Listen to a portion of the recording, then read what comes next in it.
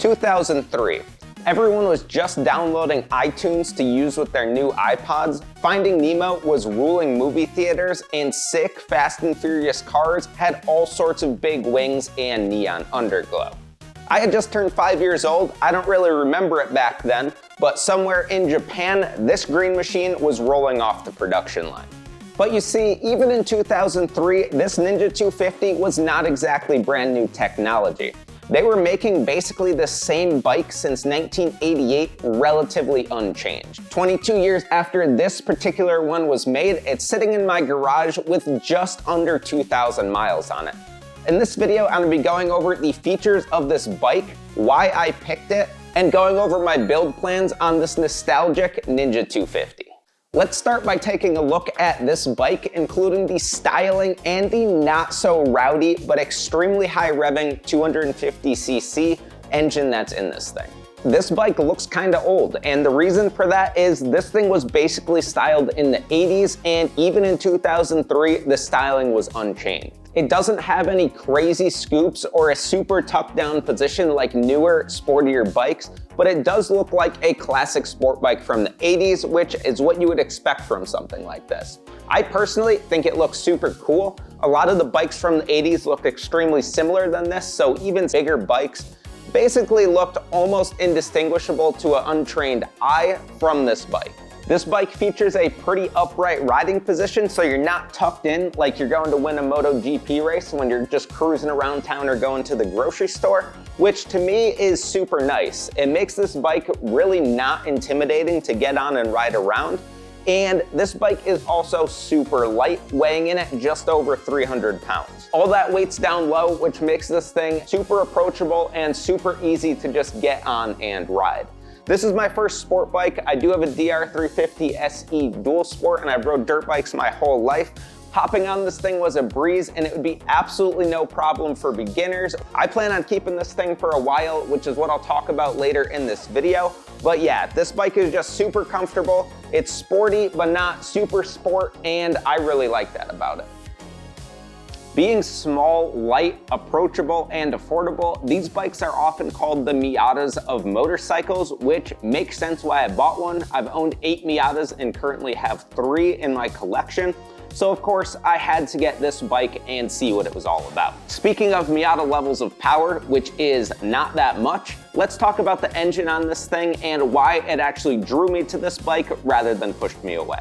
Under these beautiful sporty fairings is a tractor of an engine, but it's a high revving tractor at that.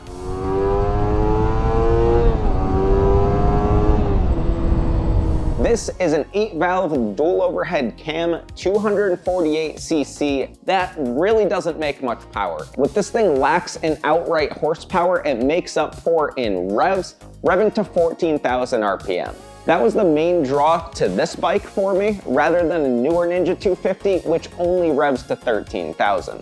To me, that higher red line really makes this an enjoyable, more sporty feeling bike than a newer one, which is why I went for it.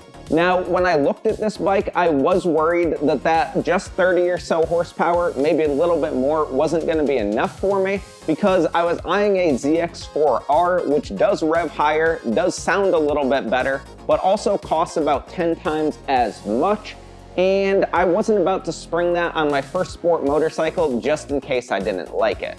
That said, when I got on this bike and took it for a test drive and got this thing up to its 14,000 RPM red line, it is super cool.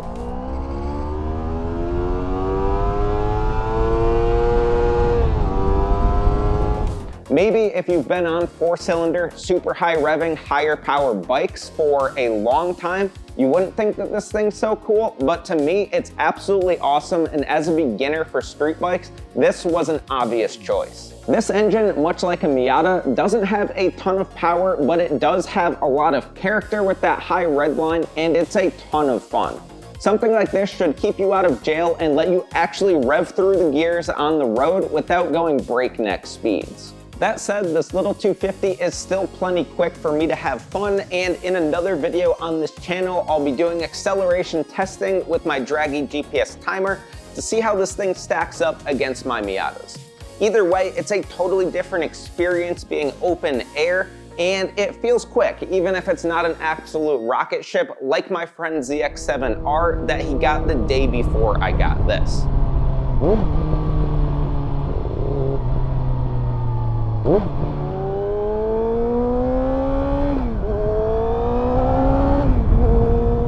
And let me tell you, after riding that ZX7R, I did realize that this bike definitely has some problems and drawbacks and things I want to address to make this more fun. While looking into the things that I wanted to do to this bike, I did find that by buying a Ninja 250 Classic, it actually has some major downsides that I didn't even think of while buying this bike, but I'm going to cover that in a separate video, so subscribe to the channel so you don't miss that. So what are some of the things that we're going to be doing to this bike to make it more fun and more fit my preference of a vehicle to own? Well, to start out, especially after riding the ZX7R with the slip-on, somehow I managed to find a brand new in-box Muzzy full exhaust for this thing on Facebook Marketplace. And this exhaust was actually made in 2001 and never touched. So it is a perfect fit for this retro low mileage build, and I cannot wait to put this on. While I do that, I'm also gonna be rejetting the carburetor to do two things, one of which is prevent this bike from running lean and causing damage with the new exhaust, and the other is try to increase the slightly bad throttle response that you get just when you crack the throttle free revving, and also see if it actually makes this bike any faster. That'll probably be a full separate video on this channel, but that is something to look forward to. In addition to that, this thing needed tires, and it needed tires bad. The tires on this bike, though they have tread, are date code 2003, so guess what? Just like the rest of the bike, they're original. That's a pretty bad situation to be in on a motorcycle if you need to turn fast or brake fast, because these things are basically as good as bricks, and I cannot wait to get those tires off and install this new stickier rubber, which is a set of Bridgestone BT46 Battle Axe tires. Another thing that I might do down the line is address the suspension on this bike. It is old, and being a beginner 250, it is very soft. After riding the ZX7R, which is basically a Formula 1 car compared to this thing, it really exposed the weaknesses in how soft this is and how divey it is under braking. For now though, I just want to enjoy this bike until the New England winter hits, so I want to get the basic mods done first, ride it, and then think about it over the winter for what I'm going to do next to it. If you have any suggestions for mods on this bike, leave them down in the comments below. And with that, that's gonna wrap up my introduction on this bike. To a lot of you guys that are into bikes, it might seem silly to throw some mods at a 250, but you have to remember, this is my first street bike, and I think I'm gonna have a ton of fun with the high revving nature of this bike until maybe one day I get a ZX4R or an old Honda 250 4-cylinder that absolutely screams. But for now, this is it. It's gonna be super fun.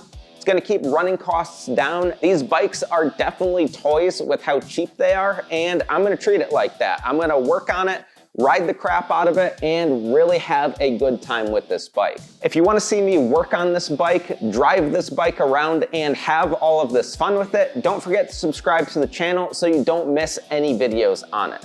Like this video if you've enjoyed it, and subscribe for more. I hope to see you at the next one.